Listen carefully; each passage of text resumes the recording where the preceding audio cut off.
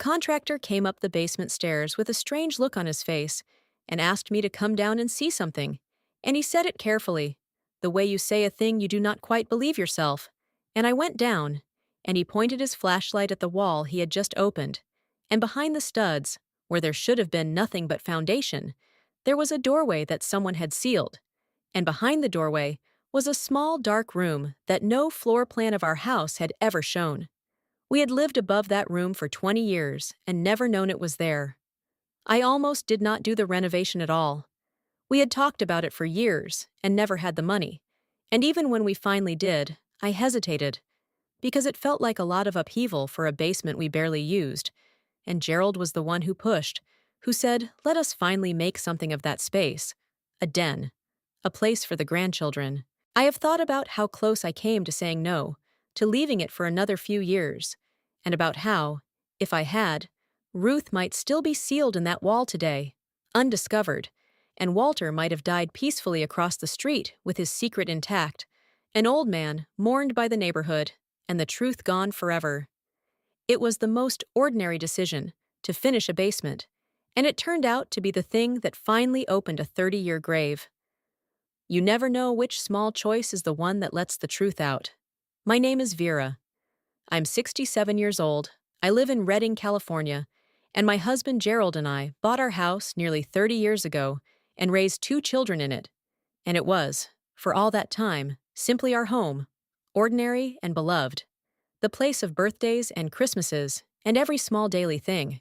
And then, last year, we finally saved up to renovate the old unfinished basement, and the contractor opened a wall, and everything I believed about our home and our street and the friendly old man across the road came apart, because behind that wall was a sealed room, and inside the sealed room were the belongings of a woman, and the woman had vanished 30 years before, and I had been living on top of her the entire time.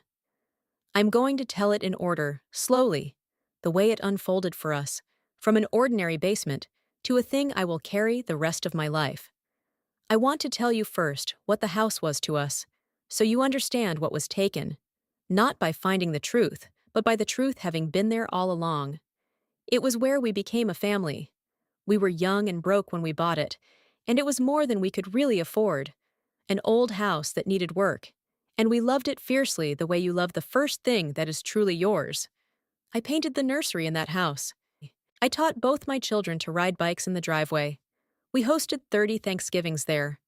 Every doorframe had pencil marks measuring how tall the kids were getting. It was, in every ordinary and precious sense, home, the container of our whole life. And the thing I have had to absorb is that the entire time we were filling it with that life, there was a dead woman in the foundation, and the container of our happiness was also her tomb. I need to go back and tell you about the man we bought the house from, because he is at the center of everything, and because for 20 years I thought of him as nothing more than a kind old neighbor. His name was Walter, and when we bought the house, he was already elderly, selling because it was too much for him, moving to a smaller place. But here is the thing. He did not move away. He moved across the street and one house down, into a little bungalow, close enough to keep an eye on the old place, and for 20 years he was our neighbor, waving from his porch, bringing tomatoes from his garden, a fixture of the street, harmless and sweet, the old man who used to own our house. We were fond of him. Our children called him Grandpa Walt. Walter seemed, in every way, like a gift. When we were buying the house, nervous young people in over our heads, he was patient and kind through the whole process, gave us a fair price, even left us little notes about the quirks of the house, the radiator that needed bleeding, the window that stuck. And then, when he moved just across the street, it felt like a bonus, like we had bought a house and gotten a benevolent grandfather thrown in. He knew everything about the house, its history, its systems, and for years if something went wrong, our first thought was to ask Walt, who built this, who fixed that? And he always knew, because of course he did. He had lived there for decades. I understand now that his encyclopedic knowledge of our home, which we found so charming and useful, was the knowledge of a man who had every reason to know exactly what was inside every wall. When we found the room, my first feeling was not fear, but a kind of confused wonder, because a hidden room is a mystery, and mysteries are exciting before they are terrible. The contractor and I stood at the sealed doorway and shone the light in, and it was small, maybe 6 feet by 8, concrete, airless, and in it there was a suitcase, an old, hard-sided suitcase, and some boxes, and hanging on a nail, a woman's coat gone stiff with age, and the ordinary reaction, the innocent reaction, was to think someone had walled up some old storage, forgotten belongings, nothing more. It was only when I made myself go in, when I opened the suitcase and found it packed with a woman's clothes, folded, and found a purse tucked among them, and opened the purse and found a wallet. And in the wallet, a driver's license with a photograph of a young woman and a name, that the wonder curdled into something cold, because a woman does not pack a suitcase and leave it, with her purse and her license and her whole self, sealed inside a wall. I have replayed the moment I decided to go into the room, because the contractor did not want me to. He wanted to just call someone, and I insisted, some part of me needing to see for myself, and I have wondered whether I would do it again. Stepping through that opening into a space that had been sealed for 30 years, into air that had not moved in 3 decades, cold and dead and still, was like stepping out of my own ordinary life into another one that had been waiting in the dark under it the whole time. I remember the smell, or the absence of smell, the deadness of it, and the way our 2 flashlight beams moved over the suitcase and the coat on the nail, and the absolute silence, and the feeling, which I have never shaken, that I was intruding, that this was someone's place, that I had walked into the private darkness where a woman had been left, and that she knew I was there. The suitcase is the image I cannot get out of my mind, because of what it said. It was packed. Folded clothes, neatly, the way you pack when you're going somewhere, and that neatness is the most chilling detail of all, because it means that at some point Ruth had believed she was leaving, had packed her own suitcase for a journey, or that someone had packed it to sell the story that she had. Either way, the packed suitcase was part of the lie made physical, the prop that matched the sentence she moved away. A woman who has packed a suitcase looks, to the world, like a woman who left. But the suitcase never left the house. It was sealed in the wall with her, the story and the truth bricked up together, the evidence of departure entombed with the proof that there had been no departure at all. I have thought since that Walter almost had a kind of terrible artistry, that he did not just hide her, he hid her with the very objects that told the world she had gone. The name on the license was Ruth, and I half knew it, and it took me a day to place where from, and when I placed it, my blood ran cold. Because when we had first moved onto the street, 30 years ago, there had been a story the older neighbors told, the kind of story a street carries, about a woman who used to live in our house before Walter, or with Walter. The details were always vague. A young woman who had, the story went, run off in the night, left Walter, moved away suddenly without a word to anyone. It was told as a small, sad neighborhood legend, the woman who left in the night, and I had heard it a few times in my early years on the street, and then never again, and forgotten it entirely. And now, I was standing in a sealed room holding the driver's license of a woman named Ruth, and I understood that the woman who left in the night was in my hands, and that she had never left at all. Old Mrs. Perkins, who first told me the story over the fence, was long dead by the time we found Ruth, and I have grieved that she did not live to learn the truth, because she had carried the lie so innocently, had passed it to me and surely to others as harmless neighborhood lore, feeling sorry for poor heartbroken Walter the whole time. She was not a gossip, just an old woman sharing the small history of her street, and she had been used, as we all had, as an unwitting carrier of Walter's cover story, spreading his lie from fence to fence in the honest belief that she was telling a sad true thing. That is how these lies live and travel, not through the killer's mouth alone, but through the kind mouths of everyone who repeats them innocently afterward, each retelling wrapping the truth a little tighter in the grave. Mrs. Perkins helped seal Ruth in, gently, over a fence, with sympathy, never knowing, and she died never knowing, and I am almost glad she did, because the knowing would have broken her. I sat down on the basement floor when I placed the name. Actually sat down, because my legs would not hold me. The woman who left in the night. I could hear it suddenly in the voice of old Mrs. Perkins, 2 doors down, who had told me the story when we first moved in. Told it lightly, over a fence, the way you pass on a bit of neighborhood color. Oh, this street's had its stories. There was a young woman lived in your place, left Walter in the middle of the night, just up and gone. Poor thing, he was heartbroken. Poor thing, heartbroken. That was how the street remembered it, with sympathy for Walter, the abandoned man, and a mild tut-tutting for the flighty young woman who ran off. 30 years of the street feeling sorry for the murderer and mildly disapproving of his victim. I sat on the floor with Ruth's license in my hand, and I thought I might be sick, because I had, in my early years here, felt that same sympathy for that same poor, heartbroken old man.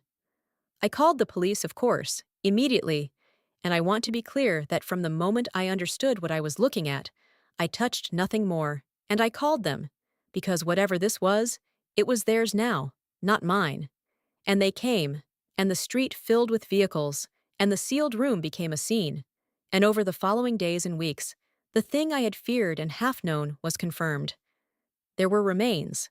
I am not going to describe that part out of respect, except to say that the woman named Ruth had not moved away 30 years ago, that she had been in that sealed room the entire time, and that she had been there since before Gerald and I ever bought the house, since Walter still owned it, and that Walter had sealed the room and sold us the house with her in it, and then moved across the street to watch over the place where he had hidden her for 20 more years.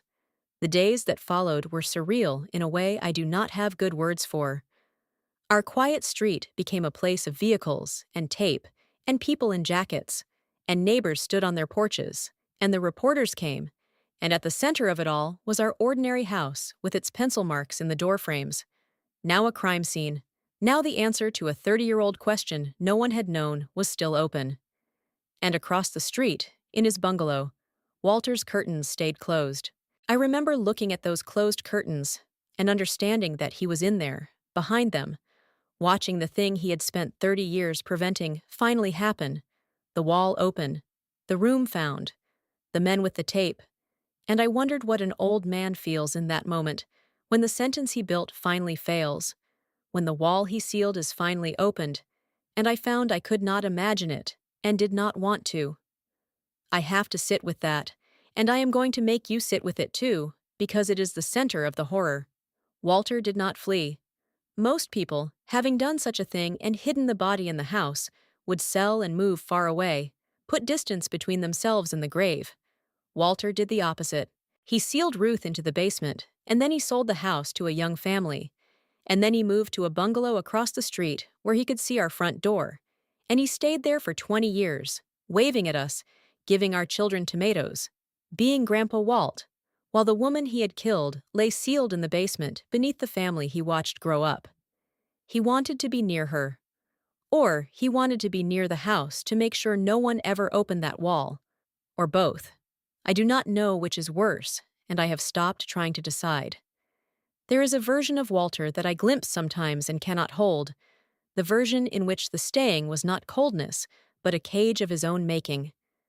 Because think of it, to be unable to move away, to be bound for 20 years to a single street, because leaving would mean losing control of the one wall in the world that must never be opened. He could not sell the bungalow and retire somewhere warm. He could not travel. He could not let a new owner of our house renovate the basement while he was too far away to know. He had to stay and watch and manage forever. Because the moment he lost sight of that wall, he lost his safety. In hiding Ruth so perfectly, he sentenced himself to a life spent guarding her, tied to the scene, never free. It is not sympathy I feel exactly. It is the recognition that his perfect crime was also his perfect prison, and that he served 30 years in it before he ever saw a courtroom. He was at our house many times over the years. That is the detail that has changed how I see every memory of our life in that home. Grandpa Walt came to barbecues in our backyard. He came in for coffee. Once, early on, when a pipe burst, he came down into the basement with Gerald to help, and he stood, I am certain now, a few feet from the sealed wall, in the room above Ruth, helping my husband with a pipe, and said nothing, his face giving away nothing, an old man being neighborly in the house where he had bricked up a woman. Our children hugged him. He held our daughter as a baby in the living room directly above the sealed room. For 20 years, the kindly old neighbor moved through our happy home, carrying the knowledge of what was behind the basement wall, and we never saw a flicker of it, because there was no flicker to see. He had made his peace with it long before we ever arrived. Our daughter took it the hardest of the children, when she was old enough to be told the whole of it, because Grandpa Walt had been, to her, a genuinely beloved figure of her early childhood, and she had to reconcile the warm old man who gave her tomatoes and let her sit on his porch with the man who had murdered a woman and sealed her in the basement below the bedroom where our daughter slept. That is a cruel thing to hand a person, the requirement to hold both of those at once, and she has struggled with it, has said that it makes her doubt her own judgment, her own instincts, if she could love a man who was that, if the warmth she felt from him was real or performed. I have tried to tell her that the warmth was probably real, and the monstrousness was also real, that the hardest truth about Walter is that he was both, genuinely both, and that her child's love was not foolish. It was correct about one true part of a man who contained more than one truth. The burst pipe is the memory that haunts my husband, and Gerald is not a man given to haunting. It was maybe our 3rd year in the house. A pipe let go in the basement, and Walter, being Walter, came right over to help, and he and Gerald spent an afternoon down there together. And Gerald has told me, since, with a kind of horror that has not left him, that he now remembers Walter steering him, gently, away from the far wall, suggesting the problem was surely on the other side, keeping the work and the attention at a distance from the sealed room. At the time it was nothing, an old man's opinion about plumbing. Now Gerald understands he was being managed, in his own basement, a few feet from a body, by the man who put it there, and that Walter stood in that cold room making small talk about pipes, with the knowledge sitting behind the wall the whole time, and gave away nothing. Gerald cannot forgive himself for not sensing it, and I tell him there was nothing to sense. That is the whole horror. There was nothing to sense. I keep asking myself how we never knew, how you can live above a sealed room for 20 years and never sense it, and the answer is mundane and terrible, which is that you simply do not. The basement was unfinished, cluttered. The far wall was just a wall, one more rough surface in a rough concrete space, and there was no reason on earth to measure the room and discover it was smaller than the house above it. No reason to knock on a foundation wall, listening for hollowness. Why would you? We stored boxes down there. The children were not allowed to play in the unfinished part, and did not want to. It was dim and cold. We lived our whole warm life on the floors above, and used the basement as basements are used, and the sealed room sat in the dark at the edge of it, patient for 2 decades, until a contractor with a sledgehammer and a renovation plan finally opened the one wall no one had ever had a reason to touch. There was one thing, and I have turned it over 1,000 times since, one small thing in 20 years that might have been the sealed room trying to be found. Our first dog, when the children were small, would not go into the far corner of the basement. He would go halfway down, to where we kept the boxes, and no further, and if you carried him toward the far wall, he would whine and struggle to get away. We laughed about it, said he was a coward, said the basement was spooky, and thought no more of it. And the dog died, and we got another who did not care about the basement at all, and we forgot the first one's strange fear entirely. I do not know what the dog knew. I am not a superstitious woman, and I will not pretend an animal sensed a spirit.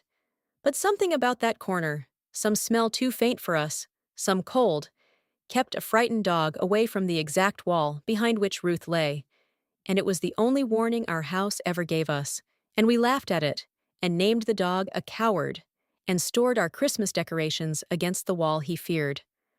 The police worked it as the cold case it was, and because it was a body with a name and a scene, not a 40-year-old rumor, it moved. Ruth, it emerged, had indeed been reported by no one as missing in any serious way, because the story that she had left Walter and moved on had been accepted by everyone who might have looked, including, it seemed, whatever distant family she had. Walter had supplied the same kind of ordinary lie that hides so many of these. She left. She moved away, and it had held for 30 years, sealed as tight as the room, because the person who told it was an unremarkable old man, and there was no reason to doubt him and no body to contradict him. Until there was a body in my basement, and then the old man across the street had a great deal to answer for. There was, it turned out, a distant sister of Ruth's, in another state, elderly now, who had spent 30 years believing that Ruth had cut off the family, had run off and simply never called again, and who had carried that particular grief, the grief of believing you were abandoned, the anger that curdles love when someone leaves without a word. And when the police found her and told her the truth, that Ruth had not abandoned her, had not run off, had been murdered and hidden within weeks of when the calls stopped, that grief turned over into a different one, terrible and also, the detective said, in some way a release, because for 30 years the sister had been angry at Ruth for leaving, and now she learned that Ruth had never left her at all, that the silence was not rejection, but death, that her sister had not chosen to disappear from her life. I think of that sister often. Walter did not only kill Ruth, he poisoned 30 years of her sister's love with a false abandonment, made a grieving woman resent the sister she had lost, and only the opening of the wall could give that back too, could tell the sister, "Your sister did not leave you, she was taken." One of the detectives told me something I have held on to, about why cases like this stay buried so long. She said a body that is hidden well, and paired with a plausible story of the person leaving, is almost the perfect concealment, because it defeats the two things that usually crack a case. There is no body to find, because it is sealed away, and there is no search, because everyone believes the person left of their own accord. Take away the body and the search, she said, and a killing simply becomes an absence, and absences do not get investigated. Ruth was not a murder for 30 years. She was an absence, a woman who left, a small sad story over a fence. It took the physical breaking of a wall, the forced production of the body the story had hidden, to turn the absence back into a murder. An absence almost never get their walls broken. Ruth was lucky, if that word can be used, in the cruelest way, that we happened to renovate. Walter was still alive when we found her. I need you to know that, because people assume these stories always end with the culprit long dead and beyond reach, and this one did not. He was very old, in his 90s, frail, in that bungalow across the street, and when the police went to him, when they finally walked up the path of the little house from which he had watched over his secret for 20 years, he was there to answer the door. I do not know everything that was said, and much of it became part of the case, but I know that the evidence was overwhelming. A body sealed in a room in a house he had owned, her belongings, the timeline, and that a very old man's careful 30-year silence finally met a wall he could not seal, and that he lived long enough to be charged, and to be known, at last, for what he was, after a lifetime of being Grandpa Walt. I saw him one more time, though I did not plan to. It was during those chaotic days of the investigation, and I was standing in my own front yard, and across the street his door opened and they brought him out, very old, very frail, in a wheelchair, and for one instant, before they turned him toward the vehicle, he looked across the street and his eyes found our house. The house, not me, the house, and I saw on his ancient face not fear and not remorse, but something I can only call attention, a fixed, hungry attention on the open wall of the place where he had kept her, as if even now, even at the very end, even being taken away, the thing that held him was that wall and what was behind it. He did not look at the police or at the neighbors or at me. He looked at the house. And then they turned him and he was gone. And that is the last image I have of Grandpa Walt. An old man in a wheelchair, unable to tear his eyes from the grave he had guarded for 30 years, being carried away from it at last. I have wondered endlessly what those 20 years were like for him, across the street, and I have decided I will never understand it, because it requires a kind of interior I do not possess. To kill someone, to seal them in a wall, and then to choose to live within sight of that wall for 20 years, to sell the house to a family and watch that family love the home built over your crime, to hand their children tomatoes, to come to their barbecues, to grow old on a porch facing the scene, that is not the behavior of a man fleeing his guilt. It is almost the behavior of a man keeping vigil, or a man who could not bear to be parted from what he had done, or from her. I do not know if it was guilt or possession or something with no name. I only know that most murderers run, and Walter stayed, for 2 decades, in the front row, watching over Ruth's grave and the family who slept above it, and that this staying is somehow the most frightening thing about him, more frightening than the killing. I think about Ruth constantly now. For 30 years she was, to the few who remembered her at all, the woman who left in the night, a faintly romantic neighborhood footnote, a young woman who ran off. That was her whole legacy, a lie that made her sound flighty and free, when in fact she had been murdered and walled up and left in the dark for 3 decades, while a family raised its children above her, and the man who killed her tended his tomatoes across the street. Finding her did a terrible thing and a merciful thing at once. It ended the peace of our home forever.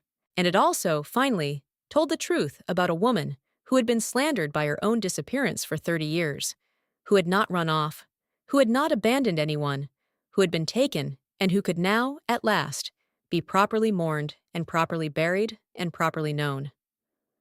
I learned a little about who she was as the case went on, and I held on to every scrap, because she deserved to be more than a license photo and a suitcase.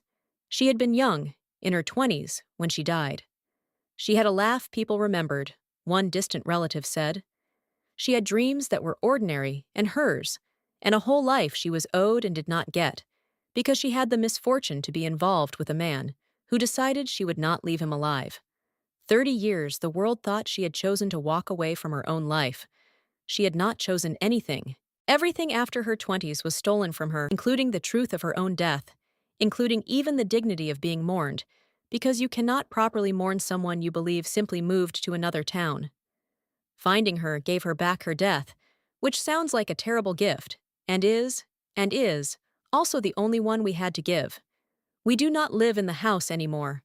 I want to be honest about that, because people ask. We tried, for a while. We told ourselves it was still our home, the place of all those good years, that what we had learned did not erase the birthdays and the Christmases. But you cannot live above that. You cannot do laundry in a basement where a woman was sealed for 30 years, cannot let your grandchildren play in a yard where the man who did it once handed your daughter a tomato. So we left, and it was its own grief, losing the home on top of everything else. One more thing Walter took, reaching forward 30 years to poison the house for the family who came after, the way he had poisoned it for himself. But we could not stay. Some things, once you know them, live in the walls with the thing that caused them. The hardest part of leaving was the pencil marks in the door frames, the heights of my children measured year by year up the wood. I stood in the empty house on the last day and looked at them, all those little lines and dates climbing up the frame, the record of my children growing tall and safe and happy in that home, and I understood that every one of those measurements had been made a few feet above Ruth, that my children had grown up literally over her, that the happiest record of our family was inscribed on the same house that held the worst thing I have ever known. I could not take the door frames with me.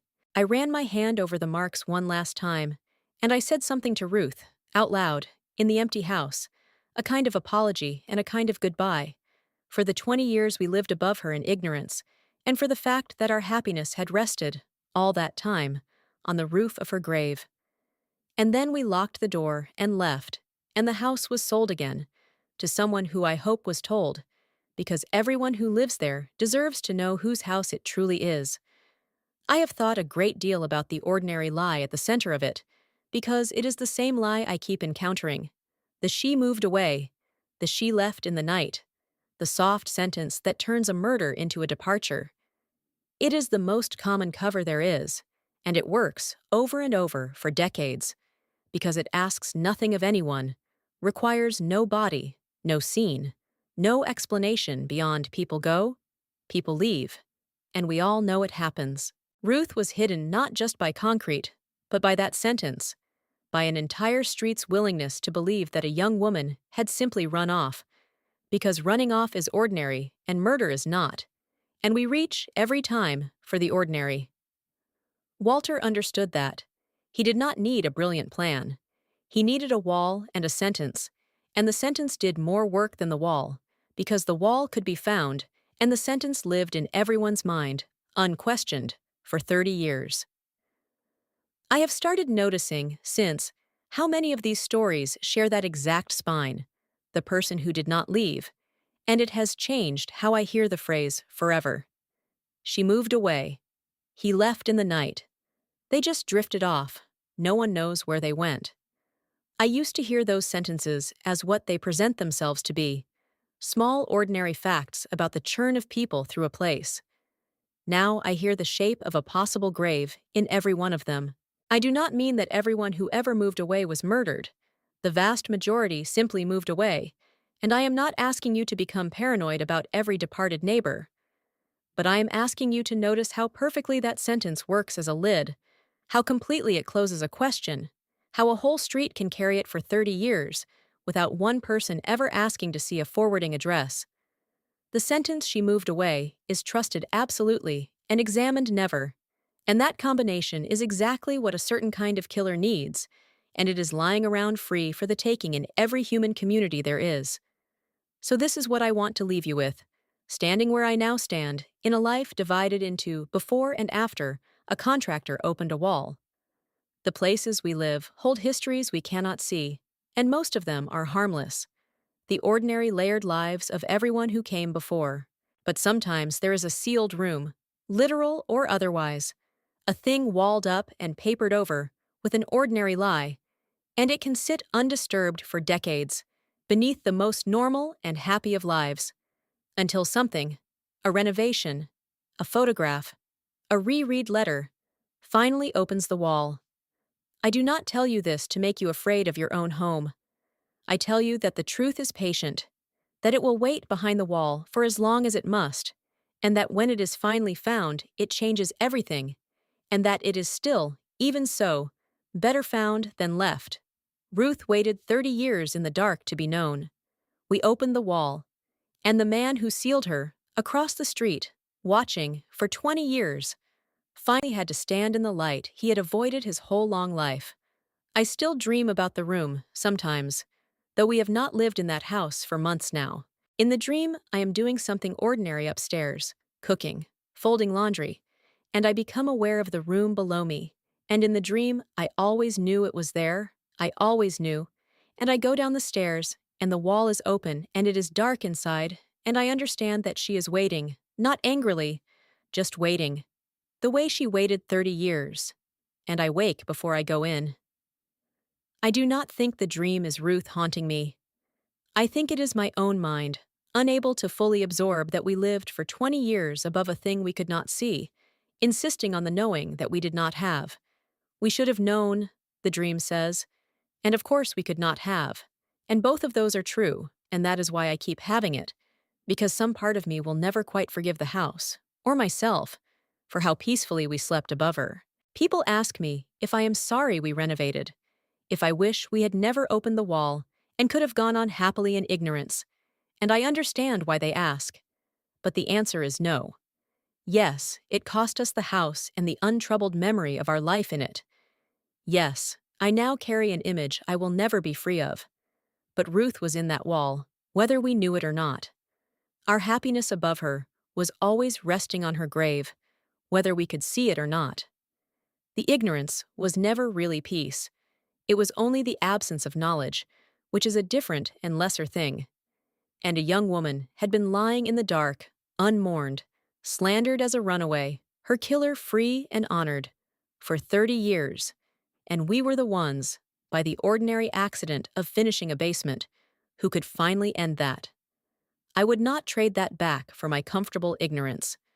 Some truths cost you everything to know and are still worth knowing, because someone is owed them. Ruth was owed hers. We paid to give it to her. I would pay again.